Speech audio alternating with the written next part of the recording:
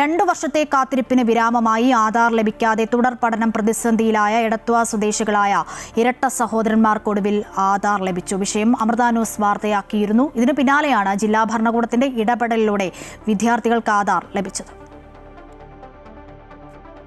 Thalavady government ഹൈസ്കൂളിലെ 7ാം class വിദ്യാർത്ഥികളായ സാരഥിയും സിദ്ധാർത്ഥുമാണ് Aadhaar number ലഭിക്കാത്തതിനെ തുടർന്ന് പ്രതിസന്ധിയിലായത്.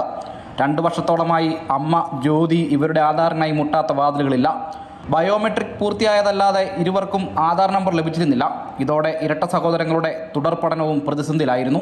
വിഷയം വാർത്തയായതിനെ തുടർന്ന് തലവടി ഗ്രാമപഞ്ചായത്ത് അംഗം അജിത് കുമാർ പിഷാരത്ത് ആലപ്പുഴ ജില്ലാ കളക്ടർക്ക് പരാതി നൽകിയിരുന്നു. ഇതിനെ തുടർന്ന് ജില്ലാ ഭരണകൂടം ഇടപെടുകയും തിരുവനന്തപുരം ആധാർ റീജിയണൽ ഓഫീസിൽ നിന്ന് കുടുംബവുമായി ബന്ധപ്പെട്ട് ആവശ്യമായ തുടർ നടപടികൾ സ്വീകരിക്കുകയുമായിരുന്നു. 2 വർഷമായിട്ട് ഇതിന്റെ പുറകെ ഞാൻ ഓടിക്കൊണ്ടിരിക്കുകയാണ്. ഇതിന്റെ കാര്യം എന്താണെന്നുള്ള കറക്റ്റ് അറിയില്ലായിരുന്നു. ഈ അടുത്താണ് ഇത് കണക്ക് അച്ഛൻ വന്നപ്പോഴത്തേക്കിനും റെഡിയാക്കാൻ കൊടുത്തിട്ട് വീണ്ടും ക്യാൻസൽ ആയി പോവുകയും ഞങ്ങളുടെ മെമ്പറായ അനുമെമ്പറിനോട് ഞങ്ങൾ കാര്യം പറയുകയും മെമ്പർ അത് മാധ്യമത്തിൽ പറഞ്ഞ് ന്യൂസ് ആക്കുകയൊക്കെ ചെയ്തു.